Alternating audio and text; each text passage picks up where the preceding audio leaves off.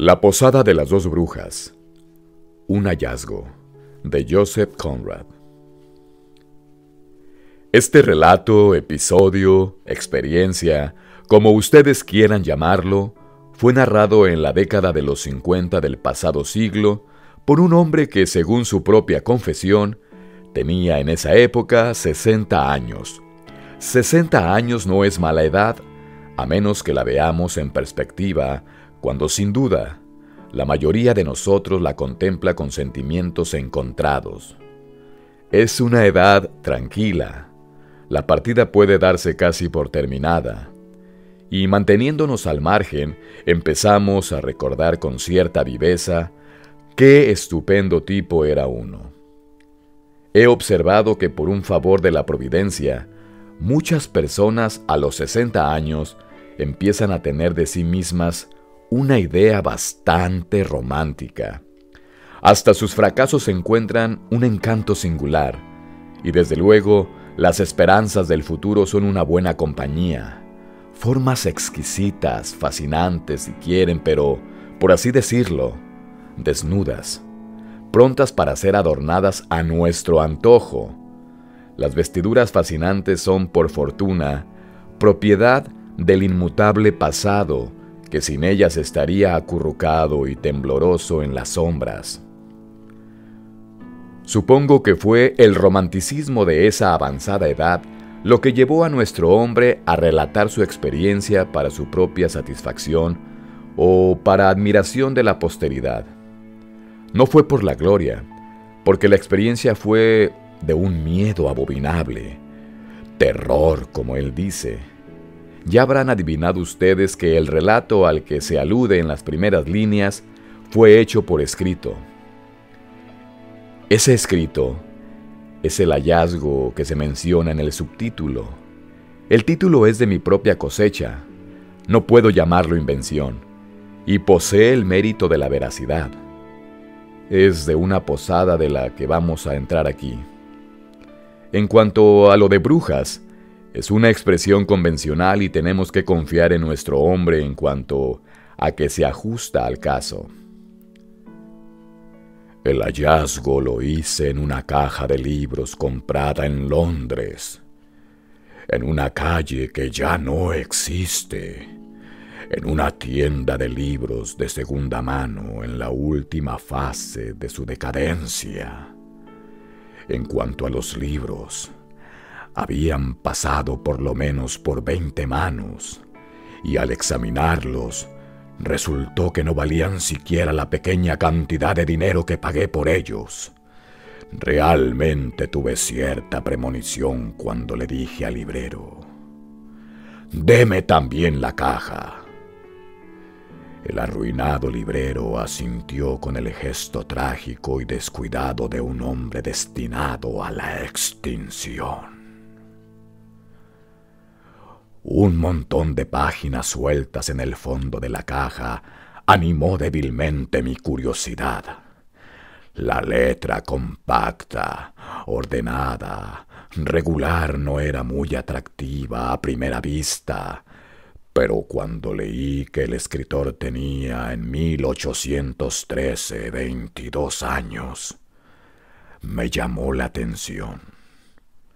22 años es una edad interesante en la que se es fácilmente imprudente y asustadizo. Se reflexiona poco y la imaginación es viva. En otro lugar, la frase «por la noche corrimos bordeando la costa» atrajo mi distraída atención de nuevo porque era una frase de marino. «Vamos a ver de qué se trata», pensé sin mayor entusiasmo. Pero qué aburrido era el aspecto de aquel manuscrito, con sus líneas rigurosamente iguales en su orden cerrado y regular. Parecía el murmullo de una voz monótona. Un tratado sobre la refinación de azúcar, lo más pesado que se me ocurre. Hubiera tenido un aspecto más ameno. En 1813 tenía 22 años, empezaba con gran seriedad y seguía con una tranquila, horrible dedicación. No piensen ustedes que aquello tenía nada de arcaico. El ingenio diabólico aplicado a la invención, aunque es viejo como el mundo, no es un arte perdido. Piensen en los teléfonos, que se encargan de destrozar la escasa tranquilidad de espíritu que no es dada en el mundo y en el poco tiempo que precisa una ametralladora para arrancarnos la vida del cuerpo. En nuestros días, cualquier vieja bruja de vista nublada, con fuerza suficiente para manejar una pequeña manivela insignificante, podría tirar por tierra a un centenar de jóvenes de 20 años en un abrir y cerrar de ojos. Si esto no es el progreso, ¡qué enormidad! Hemos adelantado y por tanto deben esperar ustedes una cierta ingenuidad en la invención y una sencillez en la intención que pertenecen a una época remota. Es seguro que automovilista alguno encontrará hoy una posada semejante. Esta, la del título, se encontraba en España. Lo descubrí por evidencia interna porque faltaban un buen número de páginas del relato. Tal vez no fueran una gran pérdida.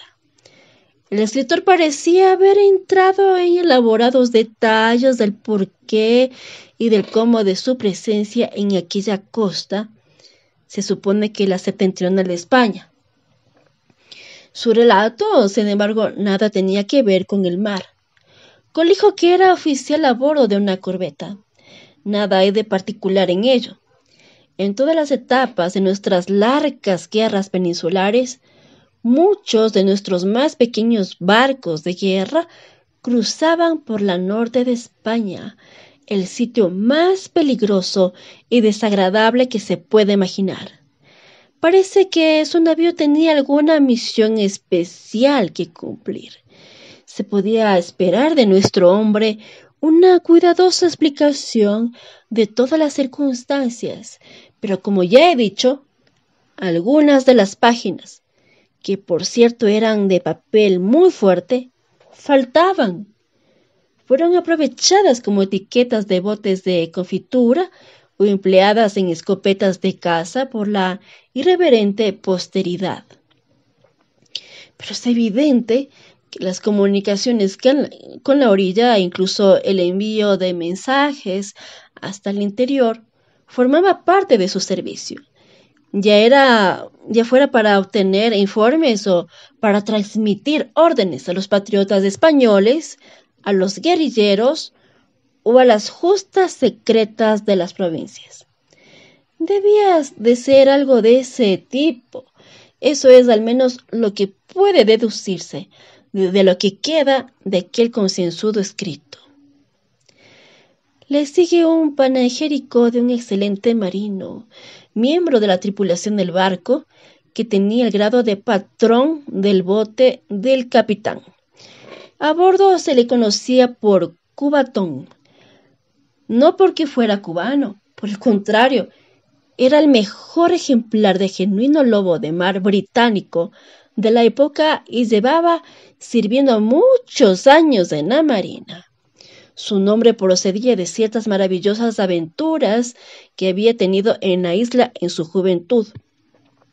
Aventuras que eran el tema favorito de los largos relatos que acostumbraba a contar a sus camaradas al anochecer bajo el palo de proa. Era inteligente, muy fuerte y de probado valor. Nos cuenta de modo incidental. Tan exacto es nuestro narrador que Tom tenía la que, por su espesor y longitud, era la más hermosa trenza de la flota. Ese apéndice que cuidaba con esmero y mantenía envuelto en una piel de marsopa, le caía hasta la mitad de su ancha espalda para mayor admiración de los espectadores y gran envidia de algunos. Nuestro joven oficial se extiende sobre las varoniles cualidades de Cubatón con cierto afecto. Este tipo de relación entre un oficial y un marinero era entonces bastante frecuente. Al joven que se alistaba en el servicio se le ponía bajo la tutela de un marinero de confianza, que le extendía su primera hamaca y, con frecuencia, se convertía en el humilde amigo del joven oficial. Al embarcar en la corbeta, el narrador se había encontrado a bordo con ese hombre, después de algunos años de separación. Hay algo de conmovedor en el cálido placer con que recuerda y nos cuenta su encuentro con el mentor profesional de adolescencia. Descubrimos que, como no aparecía ningún español para el servicio, fue elegido ese digno marinero de la trenza sin par y de carácter valeroso y firme para servir de mensajero en la misión al interior de la que hemos hablado anteriormente. Los preparativos no fueron laboriosos. Una sombría mañana de otoño, la corbeta se adentró en una ensenada poco profunda, por donde se podía alcanzar fácilmente aquella rocosa costa.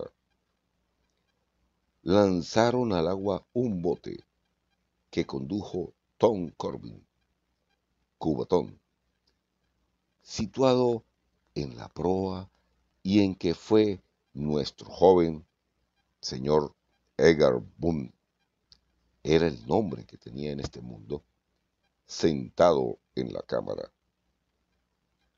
Unos cuantos habitantes de una aldea, cuyas casas se entreveían a unas 100 yardas de distancia desde una profunda ensenada, bajaron hasta la orilla y contemplaron la arribada del bote. Los dos ingleses saltaron a la arena. Fuera por torpeza o asombro, los campesinos no les saludaron y permanecieron en silencio. El señor Boone había decidido esperar hasta que Tom Corbin se pusiera en camino. Miró en torno las caras estupefactas. Esto no nos va a decir nada, dijo. Seguramente habrá una taberna donde encontraremos a alguien que nos pueda decir algo y nos dé algunos informes. A fe mía, señor, dijo Tom, marchando tras su oficial, que nos vendría bien hablar un poco de caminos y distancias. He atravesado Cuba de parte a parte sin más ayuda que mi lengua, aunque entonces sabía mucho menos español que ahora. Como ellos dicen, sabía 4 palabras nada más, cuando me dejó en tierra la fragata Blanche. No le preocupaba la misión que tenía que cumplir, que suponía un viaje de un día por las montañas. Por cierto, que había un día entero de marcha antes de llegar al sendero de la montaña. Pero eso no era nada para un hombre que había atravesado la isla de Cuba andando y sin saber más que 4 palabras del idioma. El oficial y el marinero caminaban ahora sobre un húmedo lecho de hojas muertas que los campesinos amontonaban en las calles de su aldea para que se pudrieran durante el invierno y utilizarlas como abono en el campo.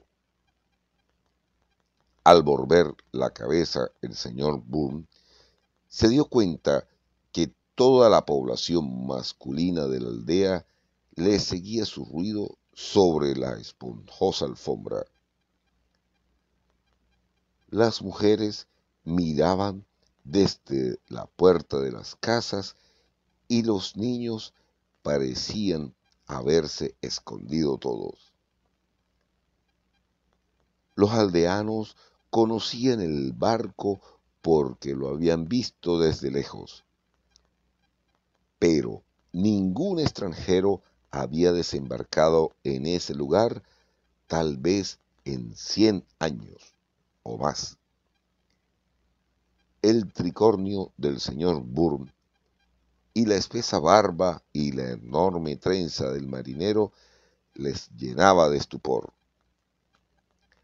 Apretaban el paso tras los dos ingleses, mirando de hito en hito como esos indígenas que el capitán Cook descubrió en los mares del sur. Entonces vio Bear por primera vez a un hombrecillo con capa y tocado con un sombrero amarillo que, a pesar de estar descolorido y usado, bastaba para llamar la atención. La puerta de entrada de la taberna parecía un tosco agujero en una pared de pedernal. El dueño era la única persona que no estaba en la calle, ya que vino desde el oscuro fondo de la taberna, donde se distinguían vagamente las hinchadas formas de los pellejos colgados. Era un asturiano alto y tuerto, de mejillas hundidas y mal afeitadas. Su grave aspecto contrastaba de modo extraño con la incesante movilidad de su único ojo. Al saber que se trataba de indicar a aquel marinero inglés el camino para que se encontrara con un tal González en las montañas, cerró su ojo sano por un momento como si estuviera meditando. Luego lo abrió, moviéndolo rápidamente de nuevo. Es posible, puede hacerse. Un murmullo de simpatía surgió entre la gente que estaba en la puerta al escuchar el nombre de González, el jefe local de la lucha contra los franceses. Después de cerciorarse del grado de seguridad de la carretera, Bear quedó encantado de saber que desde hacía meses no se veía por aquellos parajes a ningún soldado francés, ni siquiera el más insignificante destacamento de aquellos impíos polizones. Al tiempo que daba sus informes, el tabernero sacó vino de un cántaro de barro que colocó ante el hierático inglés, guardando en su bolsillo, con cierta gravedad distraída, la pequeña moneda que el oficial había dejado sobre la mesa, como reconociendo la ley no escrita según la cual nadie puede entrar en una taberna sin tomar algo. Su único ojo se movía continuamente, como si intentara hacer el trabajo de los dos. Pero cuando Bear preguntó si podían alquilar una mula, miró fijamente hacia la puerta donde se apiñaban los curiosos. Frente a ellos, justamente en el umbral, estaba plantado el hombrecillo de gran capa y el sombrero amarillo. Era una persona distinta, un verdadero homúnculo, dice Bear, en actitud ridículamente misteriosa, pero a la vez confiada, con un extremo de su capa airosamente sobre el hombro izquierdo, tapándole barbilla y boca, a la vez que el sombrero amarillo de ala ancha colgaba de una parte de su cabeza cuadrada. Estaba allí, tomando rapé sin parar. «Una mula», repitió el tabernero con sus ojos fijos en aquella figura curiosa y atiborrada de rapé. «No, señor oficial, no hay manera de conseguir una mula en este lugar tan pobre». El patrón del bote, que en medio de aquella curiosa concurrencia tenía un aspecto de absoluta indiferencia, dijo tranquilamente: «Si el honorable oficial quiere hacerme caso, mis dos piernas servirán mejor para este trabajo. De todas maneras, tendría que dejar la bestia en cualquier parte, puesto que el capitán me ha dicho que la mitad del camino tendré que hacerlo por senderos donde únicamente pueden andar las cabras». El hombre diminuto dio un paso adelante y habló a través de los pliegues de la capa, que parecían disimular una intención sarcástica. Sí, señor. La gente de esta aldea es demasiado honrada como para tener una sola mula que le sirva a usted, lo juro. En estos tiempos solamente los bandidos y la gente astuta disponen de mulos u otros animales de cuatro patas y de medios para mantenerlos. Pero lo que necesita ese valiente marinero es un guía. Y aquí, señor, está mi cuñado Bernardino, tabernero y alcalde de esta hospitalaria y muy cristiana aldea, que le encontrará uno. Eso, según dice el señor Birne en su relato, era lo único que podía hacer. Después de intercambiar unas cuantas palabras más, apareció un joven con un abrigo harapiento y pantalones de piel de cabra. El oficial inglés pagó vino para toda la aldea y mientras los campesinos bebían, él y Cuba Tom partieron acompañados del guía. El hombrecillo de la capa había desaparecido. Birne acompañó al patrón del bote más allá de la aldea, quería verlo en camino y les hubiera acompañado más lejos si el marinero no le hubiera advertido, respetuosamente, que era mejor que volviera para la corbeta no tuviera que permanecer más tiempo del necesario cerca de la costa en una mañana tan poco apacible. Sobre sus cabezas se veía un cielo sombrío y borrascoso cuando se separaron y un triste paisaje de matorrales incultos y campos pedregosos les rodeaba. Dentro de 4 días fueron las últimas palabras de Birne. El barco se acercará y enviará un bote si el tiempo lo permite. Si no es posible, arrégleselas como pueda en tierra y espere a que le venga a buscar. Muy bien, señor, contestó Tom, alejándose a grandes zancadas. Birne le vio tomar un estrecho sendero, con su recia guerrera, sus 2 pistolas al cinto, un machete a un lado y un buen garrote en la mano. Tenía aspecto de fortaleza y de ser muy capaz de cuidar de sí mismo. Se volvió un momento para hacer un saludo con la mano, mostrando a Birne una vez más su honesta y bronceada cara de tupidas patillas. El muchacho de pantalones de piel de cabra, que parecía, según Birne, un fauno o un pequeño sátiro, dando brincos, se detuvo para esperarlo y luego partió con un salto. Los 2 desaparecieron. Birne volvió hacia atrás. La aldea se escondía en un repliegue del terreno y el lugar parecía el rincón más solitario de la tierra, maldito en su deshabitada y desolada esterilidad. No había andado ni 100 yardas cuando apareció repentinamente detrás del arbusto el hombrecillo español embozado. Naturalmente, Birne se paró en seco. El otro hizo un gesto misterioso con una diminuta mano que extrajo debajo de su capa. Tenía el sombrero muy ladeado. Señor, dijo sin más preliminares, cuidado. Todos sabemos que Bernardino el Tuerto, mi cuñado, tiene un mulo en este momento en su establo. ¿Y por qué él? ¿Que no es astuto? ¿Tiene un mulo en su establo?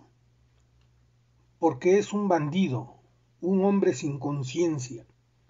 Tuvo que darle el macho para conseguir un techo bajo el que guarecerme y un poco de olla para que el alma no se me escapara de este insignificante cuerpo. Pero, señor, este cuerpo tiene dentro un corazón mucho mayor que esa cosa miserable que late en el pecho del bruto de mi pariente, del cual me avergüenzo, aunque me opuse a su matrimonio con todas mis fuerzas. Cuánto sufrió aquella malaconsejada mujer. Tuvo su purgatorio aquí en la tierra. Que Dios le haya perdonado. Byrne dice que se quedó tan asombrado por la súbita aparición de aquel ser con apariencia de duende y por la sardónica amargura de sus palabras, que fue incapaz de captar lo que de significativo había en esa supuesta historia familiar que le contaba sin motivo ni razón. Al principio no entendió nada, quedó confundido y al mismo tiempo impresionado por la manera rápida y enérgica con que hablaba, tan diferente a la locuacidad frívola y animada de los italianos. Se quedó mirando al homúnculo que, dejando caer su capa, aspiró una inmensa cantidad de rapé que tenía en la palma de la mano. Un mulo, exclamó Byrne, entendiendo por fin el aspecto importante del discurso.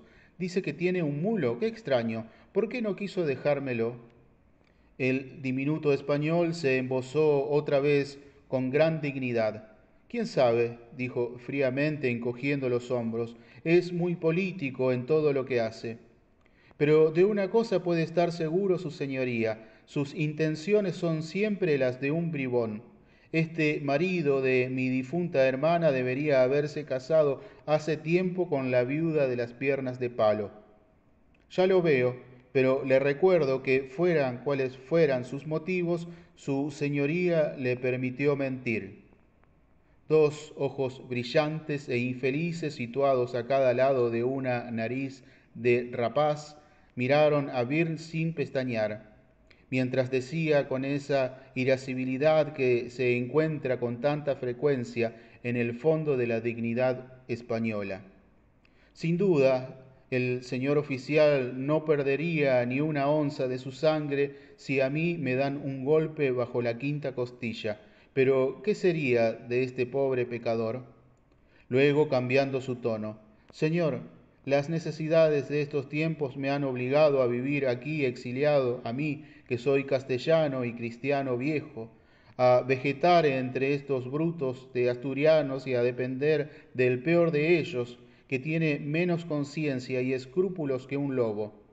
Y como soy hombre inteligente, me conduzco con arreglo a lo que soy, pero a duras penas puedo disimular mi desprecio. Usted oyó la forma en que hablé. Un caballero como su señoría debió de comprender que ahí había gato encerrado. ¿Qué gato?, dijo molesto Byrne. Ah, ya entiendo, algo sospechoso. No, señor, no adiviné nada. En mi país no sabemos adivinar esas cosas. Y por esta razón le pregunto llanamente, ¿ha dicho el tabernero la verdad respecto a otros asuntos? Ciertamente no hay franceses en estos lugares, dijo el hombrecillo, adoptando de nuevo su actitud indiferente. ¿Ni ladrones? Ladrones en grande no, desde luego que no, contestó en tono fríamente sentencioso. ¿Qué le puede quedar después de haber pasado por aquí los franceses? Ya en estos tiempos no viaja nadie, pero quién sabe, la ocasión hace al ladrón. Además, un marinero tiene un aspecto feroz y las ratas no quieren jugar con el hijo del gato, pero también hay que decir, donde hay miel, enseguida acuden las moscas. Estas frases sibelinas exasperaron a Baynar.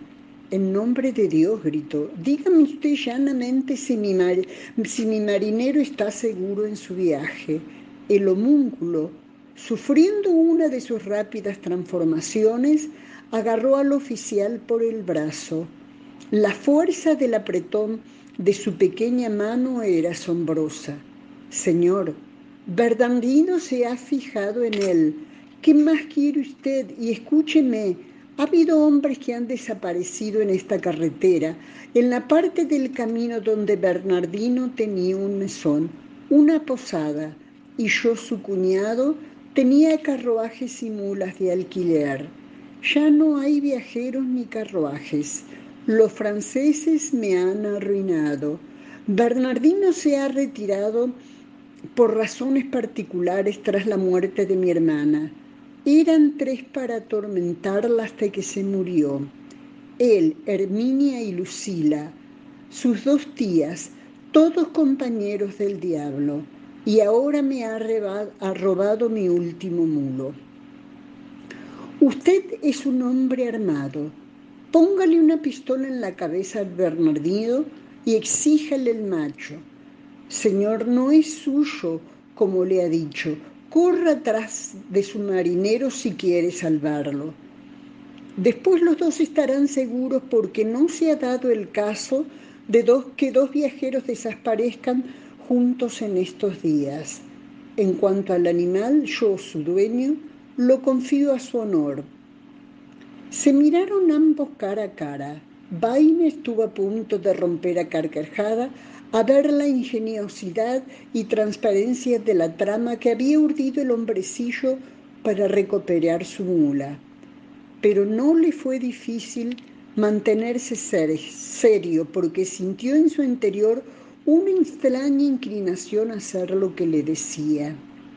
No se rió, pero sus labios temblaron, con lo cual el diminuto español, desviando sus fulgurantes ojos negros del rostro de Weiner, se volvió con un gesto brusco, envolviéndose en la capa de un modo que parecía expresar a la vez desprecio, amargura y desaliento.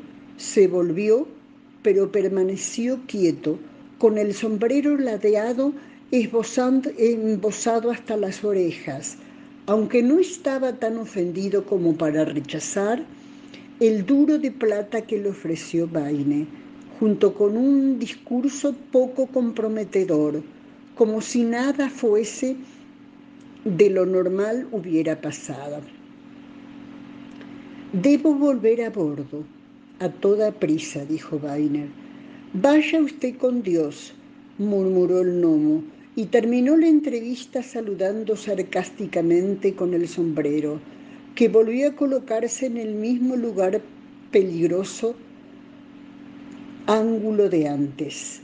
Tan pronto como la embarcación fue usada a bordo, la corbeta salió a lo largo y Vaine contó toda la historia a su capitán, que era poco mayor que él. Hubo algo de divertida indignación, pero mientras se reían, se miraban con seriedad.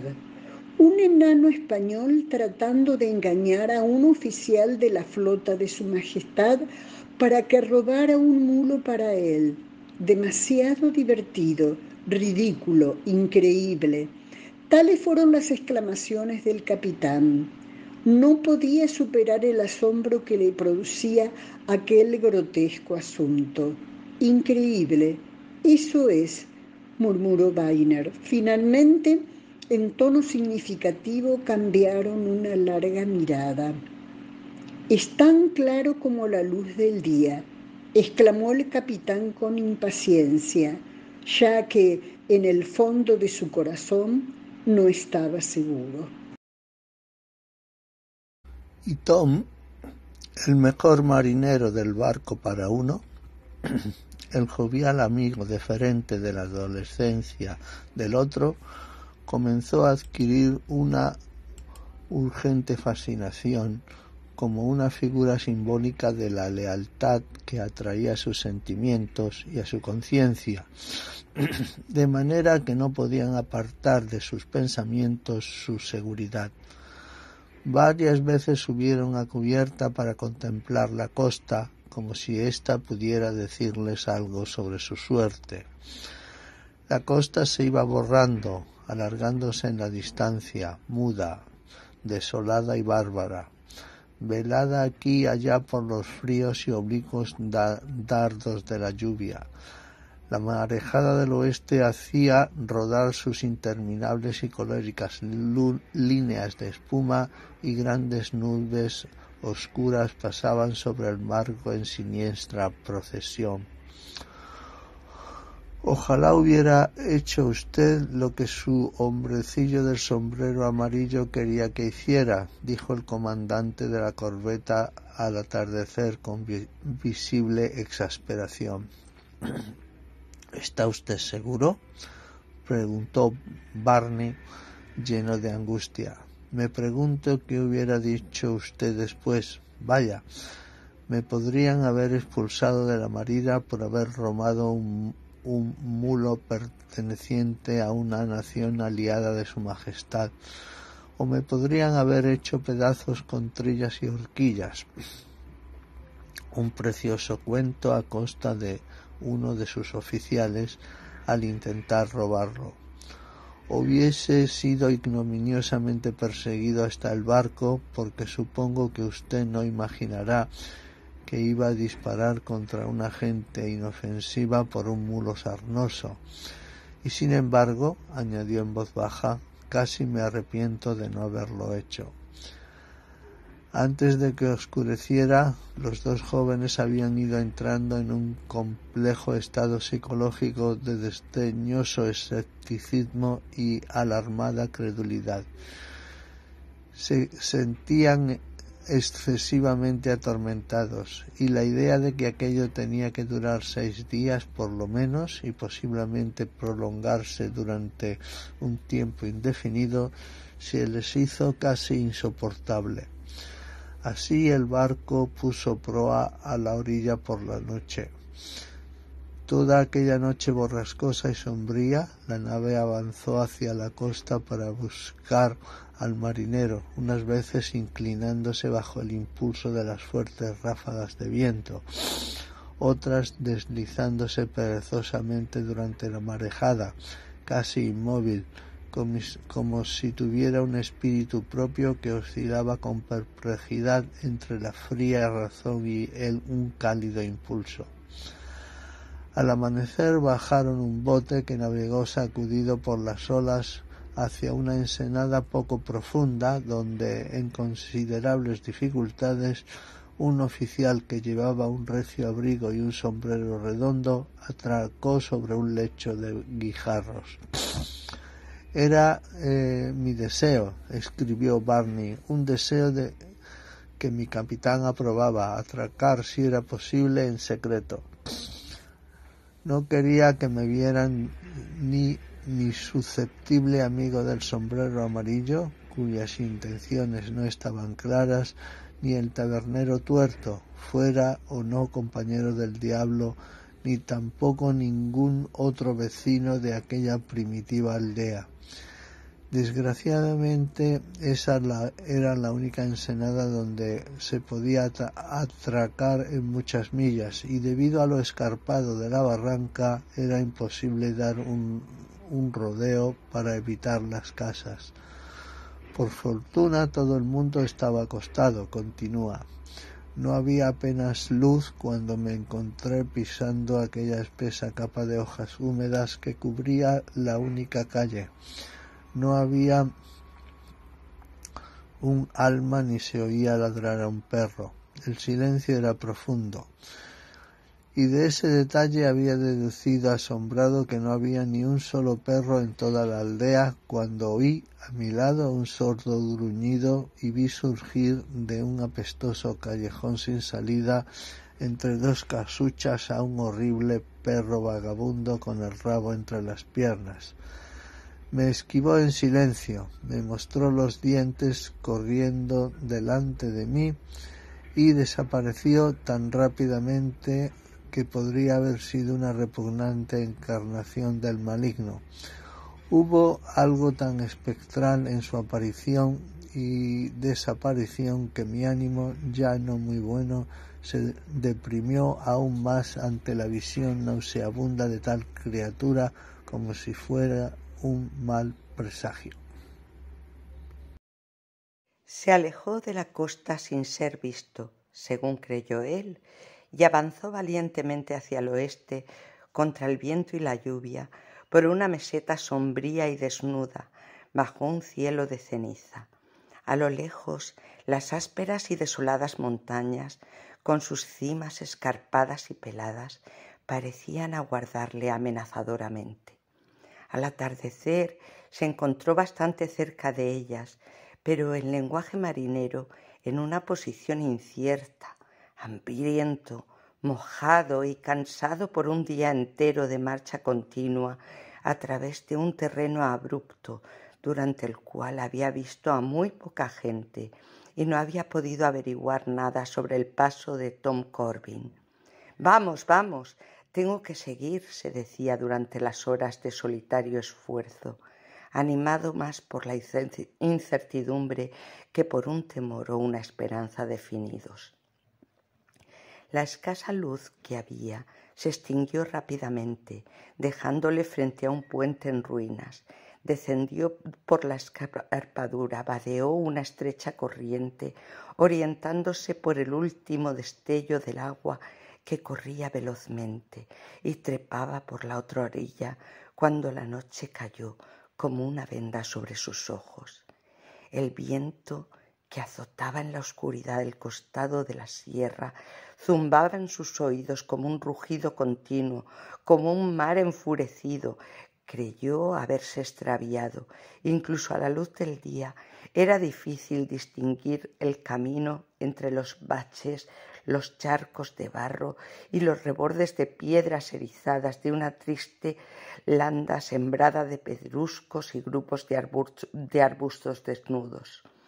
Pero, como él dice, ajustó su marcha a la dirección del viento, con el sombrero hundido hasta los ojos, la cabeza baja, deteniéndose de cuando en cuando, más por el cansancio de su espíritu que de su cuerpo, como si no fuera su fuerza, sino su decisión, la que se sintiera agobiada por la tensión de su empeño, que presentía vano, y por la intranquilidad de sus sentimientos. En una de sus paradas oyó, traído por el viento desde muy lejos, el sonido de un golpe sobre una madera. Se dio cuenta de repente de que el viento había dejado de soplar. Su corazón empezó a latir tumultuosamente, porque estaba bajo la impresión de las desiertas soledades por las que había atravesado en las últimas 6 horas. La opresiva sensación de un mundo deshabitado. Al levantar la cabeza, un rayo de luz, ilusorio, como sucede a menudo en la densa oscuridad, se movió ante sus ojos. Mientras miraba, se repitió el sonido de un débil golpeteo, y bruscamente sintió más que vio la presencia de un masivo obstáculo en su camino. ¿Qué era? ¿La falda de una colina o una casa?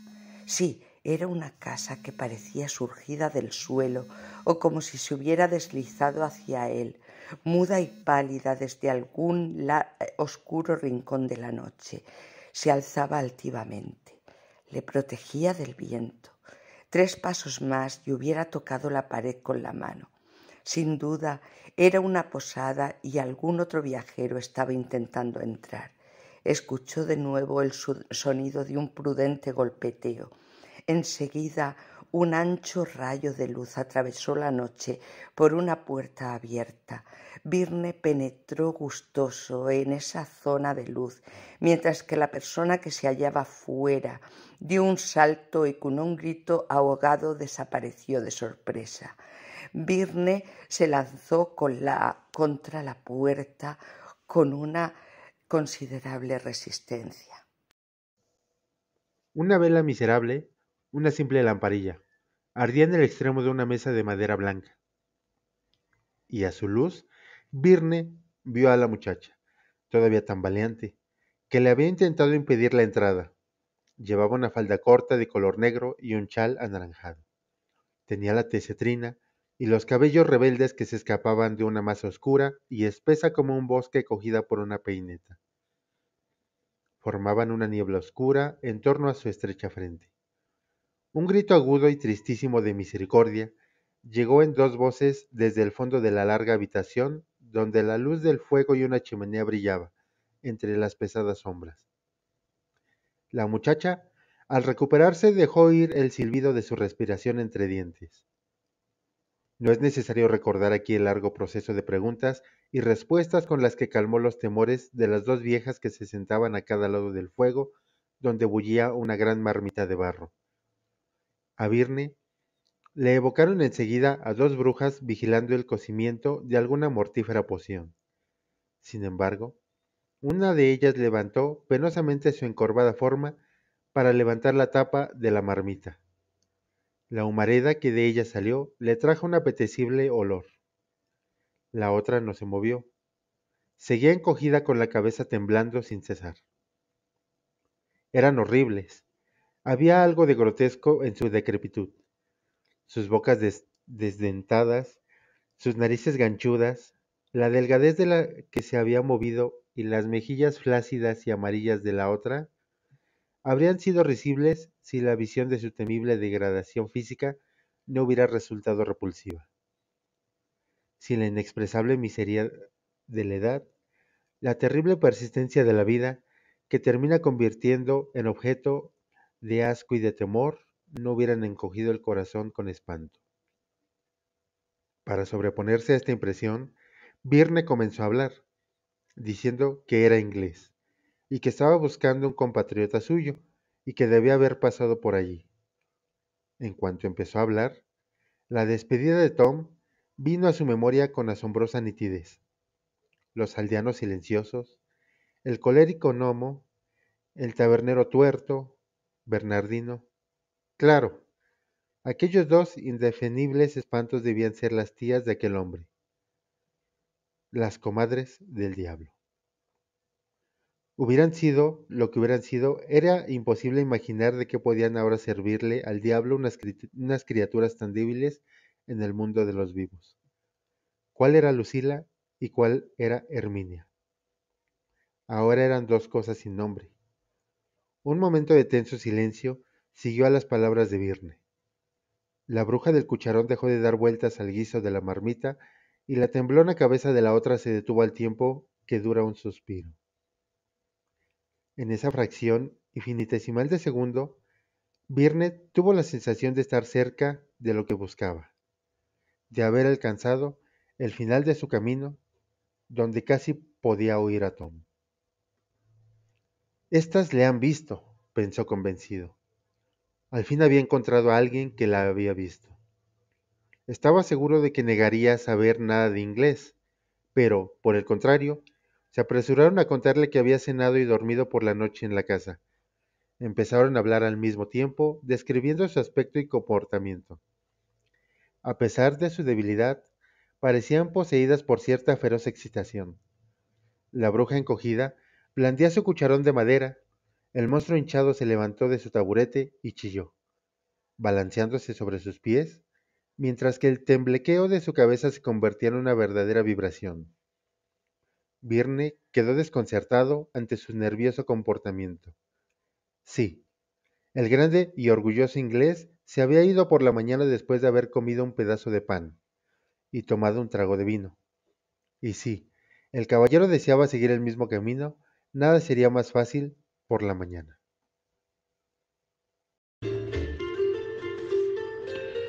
¿Me proporcionarán a alguien que me enseñe el camino?, preguntó Virne.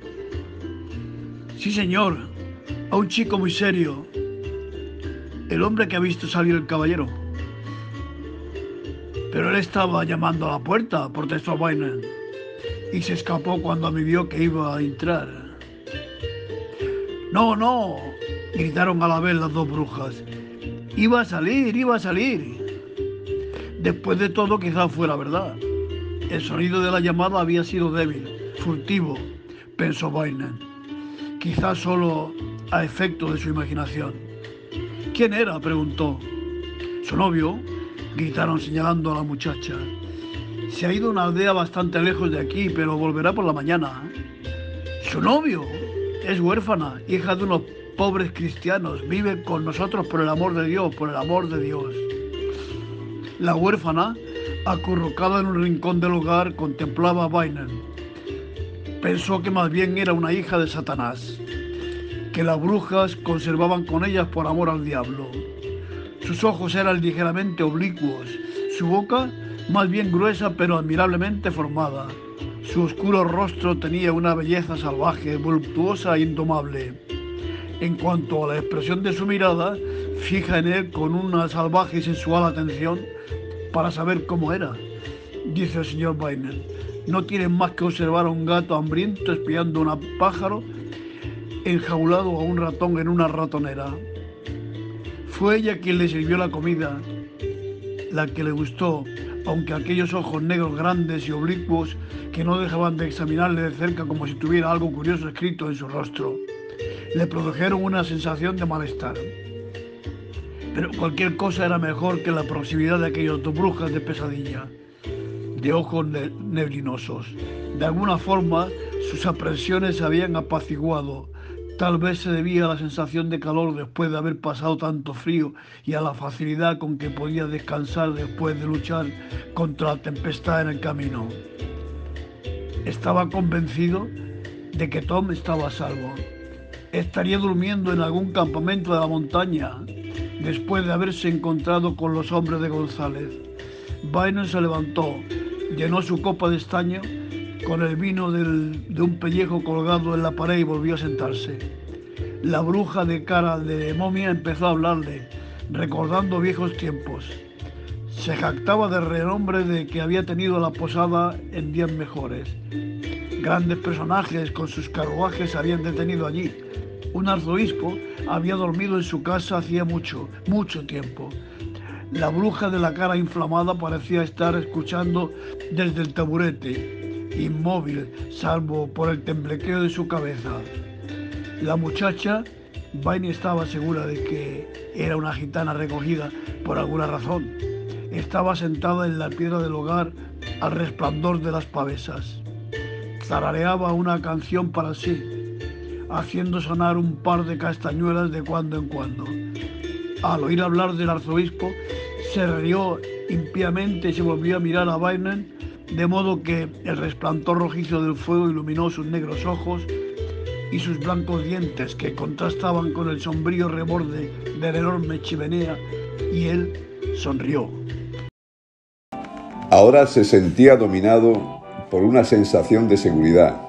Había llegado inesperadamente, así que no podía existir ninguna conspiración contra él. La somnolencia se apoderó de sus sentidos. Se abandonó un poco, pero todavía se mantenía alerta, o al menos eso es lo que él creía. Pero debió de abandonarse excesivamente, porque se sintió sobresaltado por un ruido infernal. En su vida había escuchado nada tan cruelmente estridente.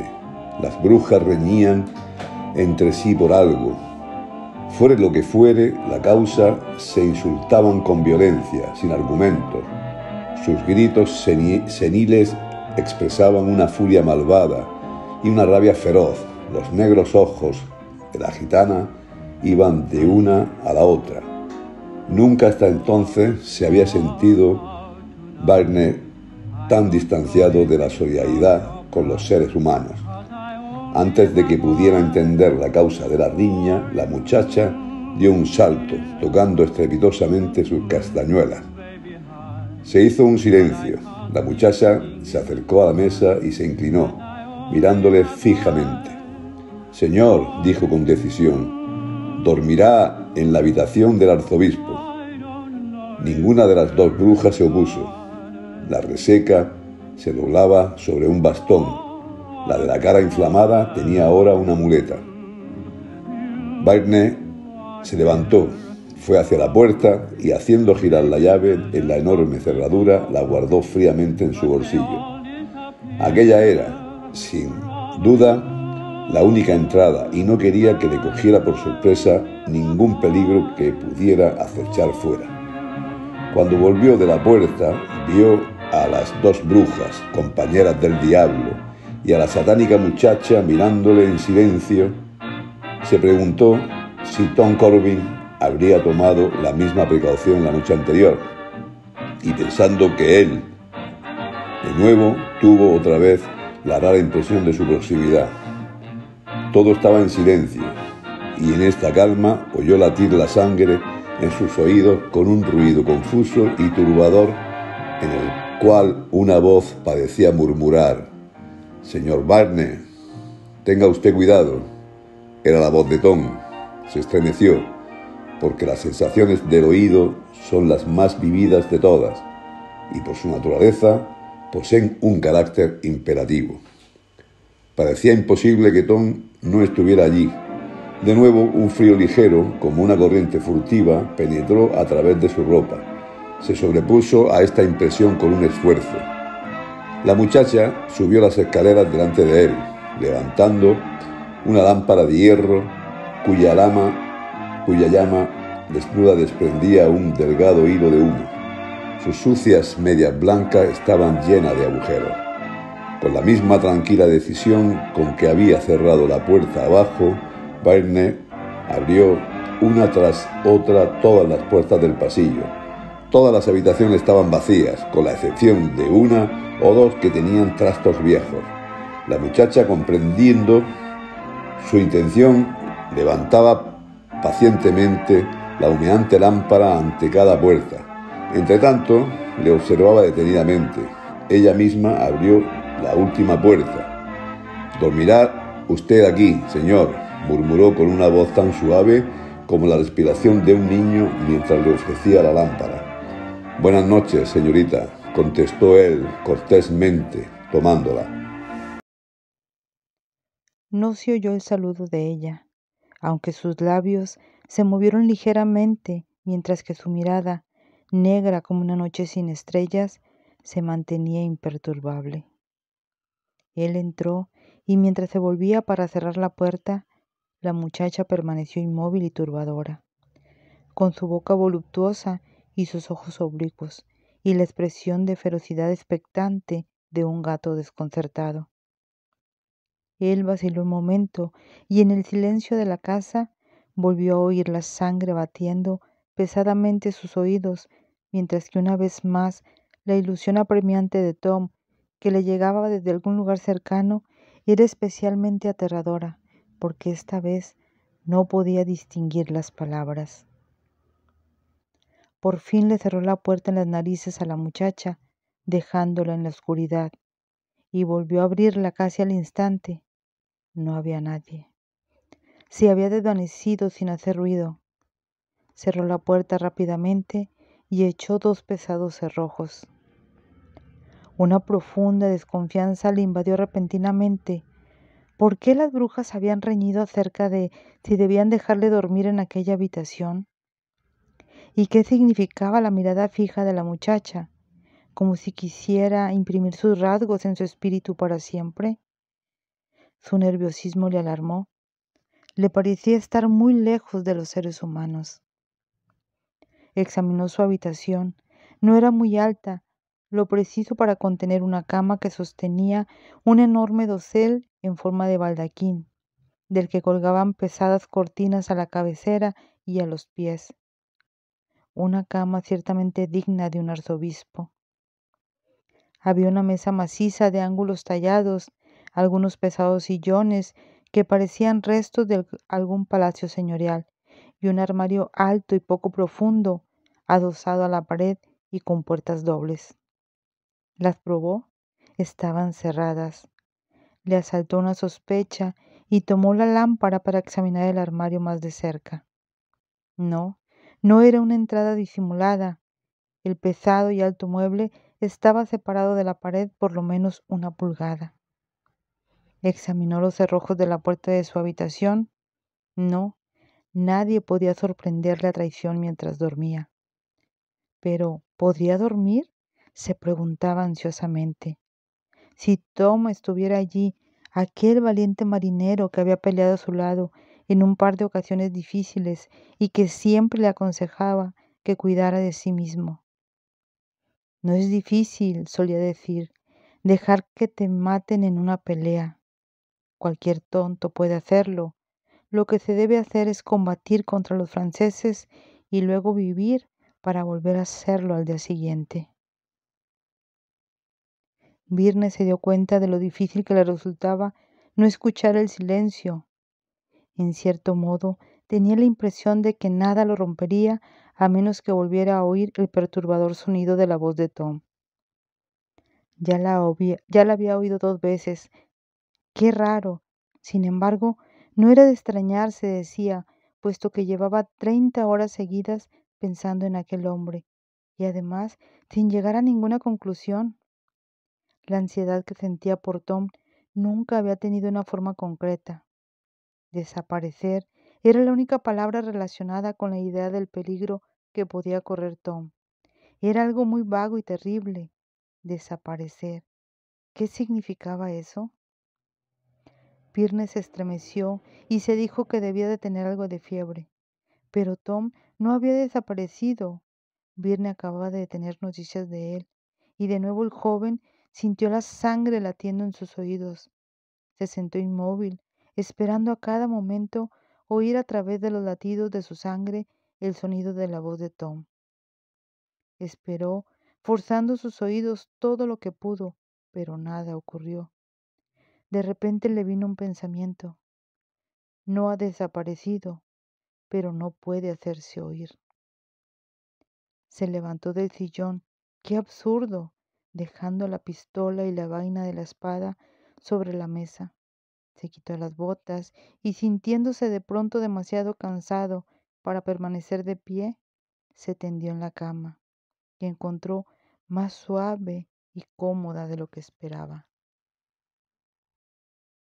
Estaba desvelado, pero debió de adormecerse porque de pronto se encontró sentado en la cama intentando recordar lo que le había dicho la voz de Tom. Ah, sí, ya recordaba. Le había dicho: «Señor Byrne, tenga usted cuidado». Era una advertencia, pero ¿contra quién? Dio un salto, se encontró en medio de la alcoba, jadeante, y luego miró en torno suyo. La ventana tenía las contraventanas cerradas y echado el cerrojo de hierro. Paseó de nuevo la mirada con lentitud por las paredes desnudas y luego miró el techo, que era bastante alto. Después se acercó a la puerta para examinar los cerrojos. Eran enormes y se deslizaban dentro de 2 agujeros hechos en la misma pared.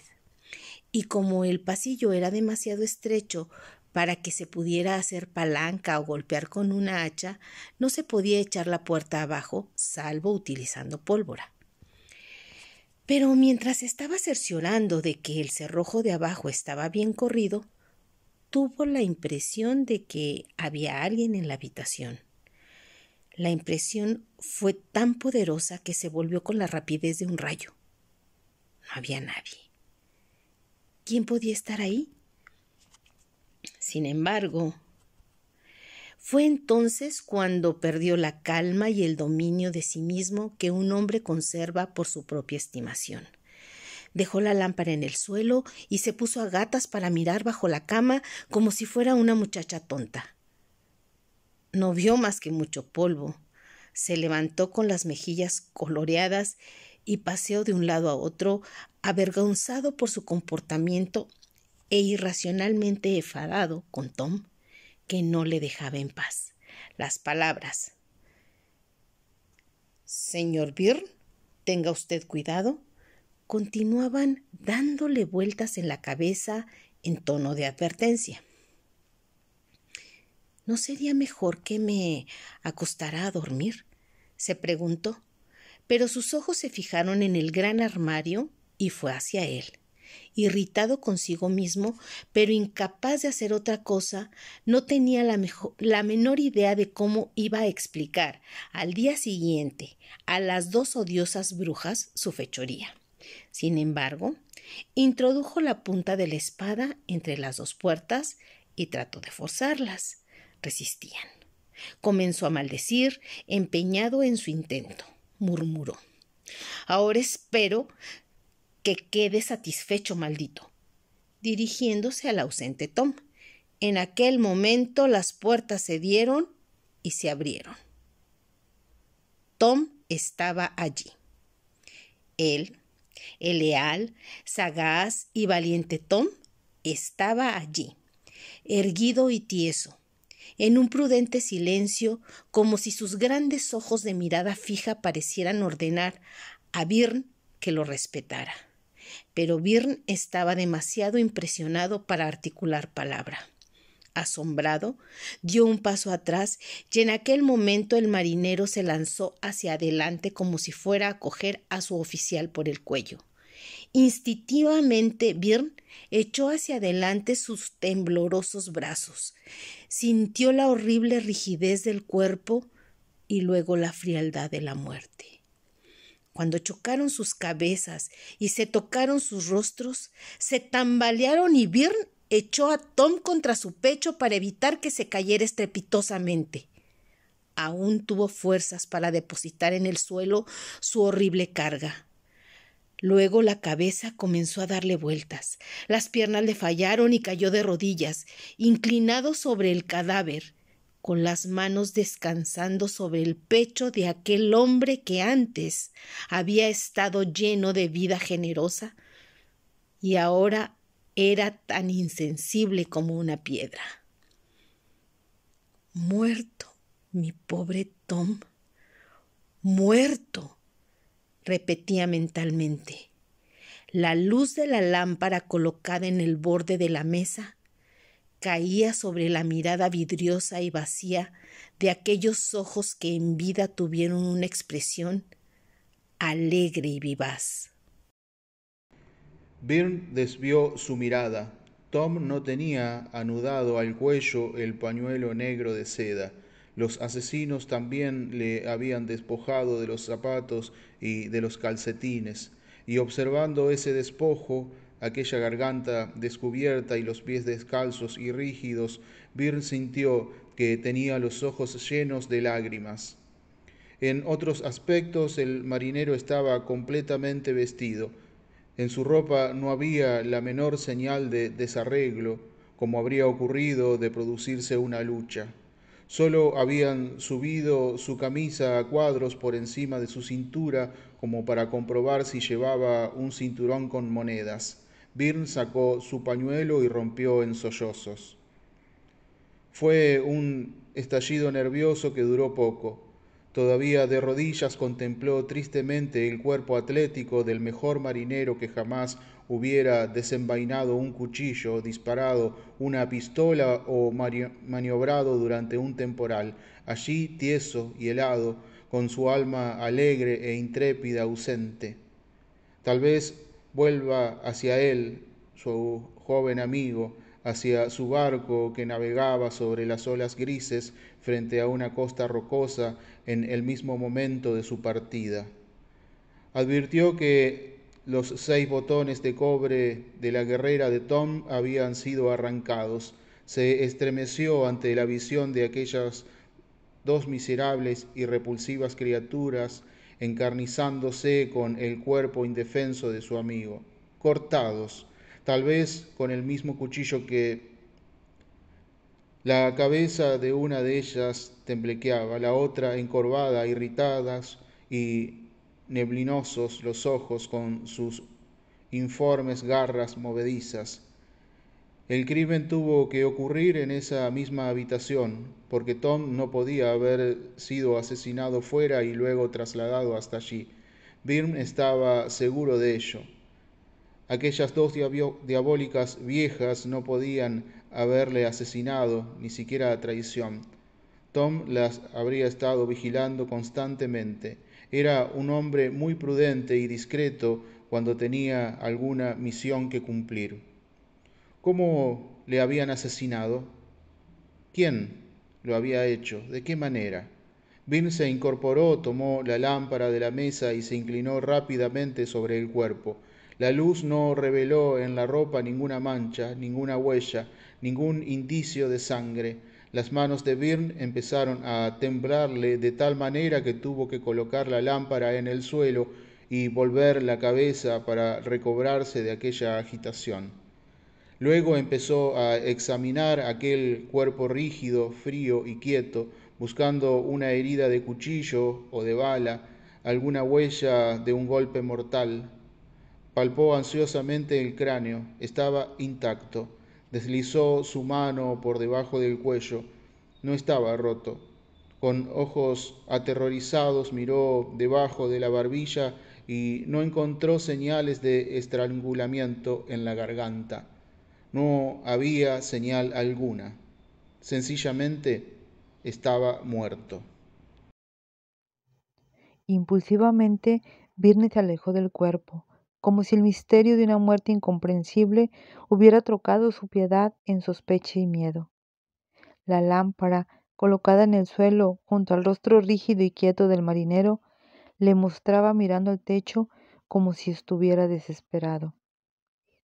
En el círculo formado por la luz, Byrne vio por los montones de intocado polvo que había en el suelo que no se había producido una lucha en la habitación. Lo mataron fuera, pensó, en el estrecho pasillo donde apenas había espacio para dar la vuelta. La muerte había sorprendido a su pobre y querido Tom. Virne venció el impulso de tomar las pistolas y lanzarse fuera de la habitación. Tom también había ido armado, exactamente con las mismas armas impotentes que él llevaba, pistola y machete. Y Tom había padecido una muerte sin nombre por medios incomprensibles. Virne tuvo una nueva idea.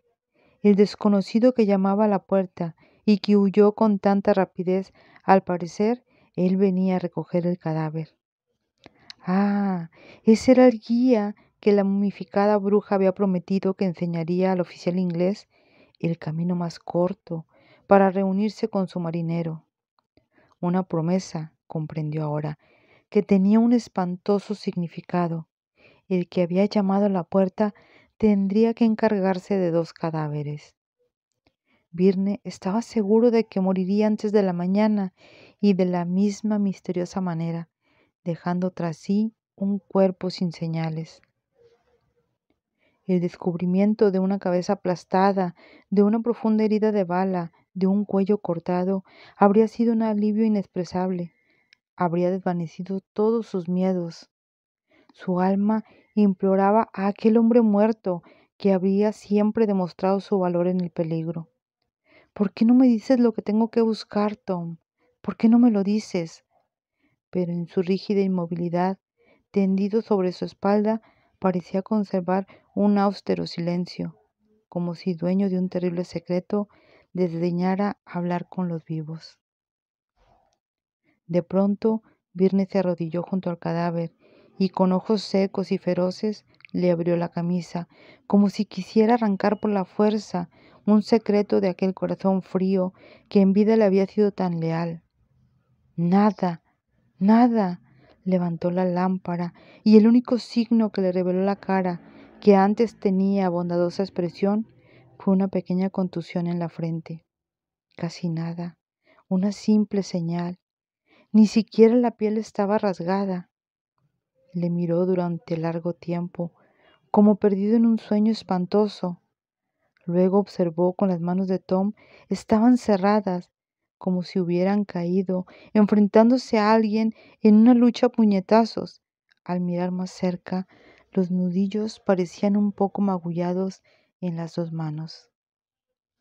El descubrimiento de esas señales insignificantes fue para Virne más espantoso que lo hubiera sido la ausencia de señal alguna. Así pues, Tom había muerto luchando con algo que se podía golpear y que, sin embargo, podía matar sin dejar heridas, mediante un soplo. El terror, un terror ardiente, empezó a apoderarse del corazón de Virne, como una lengua de fuego que toca y se retira antes de reducir algo a cenizas. Se alejó todo lo que pudo del cadáver, luego volvió cuidadosamente, echándole miradas furtivas para mirar de nuevo su frente. Tal vez al amanecer tendría él una herida semejante en la frente. No aguanto más, murmuró para sí. Ahora Tom se había convertido en un objeto de horror, un espectáculo a la vez tentador y repugnante para su miedo. No soportaba volver a mirarlo. Finalmente, la desesperación pudo más que el creciente horror. Dejó de apoyarse en la pared, recogió el cuerpo por debajo de las axilas y lo arrastró hasta el lecho. Los desnudos talones del marinero se deslizaron sin ruido por el suelo. Pesaba mucho, con el peso muerto de los objetos inanimados. Con un último esfuerzo, Virne lo colocó de bruços sobre el borde de la cama. Le dio la vuelta, sacó de debajo de aquella cosa rígida y pasiva una sábana y lo tapó con ella. Luego corrió las cortinas a la cabecera y a los pies y las sacudió de manera que al unirse le ocultaran por completo la vista del techo. Fue tambaleando hacia un sillón y se dejó caer en él. El sudor le impregnó el rostro durante un momento y por sus venas pareció correr un hilillo de sangre casi congelada. estaba poseído por un terror total, un terror que había trocado su corazón en ceniza. Se mantuvo erguido en un sillón de respaldo recto con la lámpara ardiendo a sus pies, sus pistolas y su machete junto al codo izquierdo, en el borde de la mesa, los ojos girando en sus órbitas sin parar, mirando las paredes, el techo, el suelo, a la espera de una terrorífica visión. Lo que podía provocarle con un soplo la muerte estaba tras la puerta cerrada, pero Byrne ya no creía ni en las paredes ni en los cerrojos. Un terror irracional transformaba todas las cosas. Su antigua admiración adolescente por el atlético Tom, por el indomable Tom que le parecía invencible, contribuía a paralizar sus facultades, aumentando su desesperación. Ya no era Edgar Byrne, era un alma torturada que sufría más angustia que la que hubiera padecido el cuerpo de cualquier pecador en el potro o en la bota española. Se podrá medir la hondura del tormento de aquel joven, de un valor al menos normal, cuando diga que pensó tomar la pistola y pegarse un tiro, pero una languidez mortal y fría invadía sus miembros. Su carne era como yeso mojado que empezaba a ponerse rígido en torno a sus costillas. Después pensó que las dos brujas entrarían con su muleta y su bastón, monstruos horribles y grotescos, comadres del diablo, para hacerle una señal en su frente, la pequeña contusión de la muerte, y no podría hacer nada. Tom se había defendido, pero él no era como Tom. Sus miembros ya estaban muertos, estaba inmóvil, sintiéndose morir una y otra vez. La única parte de su cuerpo que se movía eran sus ojos girando en sus órbitas, recorriendo las paredes, el suelo y el techo una y otra vez, hasta que de pronto se quedaron quietos y pétreos, mirando hacia la cama. Vio moverse y agitarse las pesadas cortinas, como si el cadáver que escondían hubiera dado la vuelta para sentarse. Byrne, que creía haber llegado al límite humano del terror, sintió que se le erizaban los cabellos hasta la raíz. Sus manos se crisparon sobre los brazos del sillón. Su mandíbula se aflojó. El sudor le corrió por la frente mientras su lengua seca se pegaba al paladar. Las cortinas se movieron de nuevo, pero no abrieron. No, Tom. Byrne intentó gritar, pero todo lo que oyó fue un débil gemido, como el de una persona que duerme intranquila. Sintió que la razón huía de él, porque ahora le parecía que el techo que estaba encima de la cama se movía, se ladeaba y luego se enderezaba de nuevo. Y una vez más las cortinas cerradas se movieron suavemente como si estuvieran a punto de abrirse. Byrne cerró los ojos para no ver la horrible aparición del cadáver del marinero,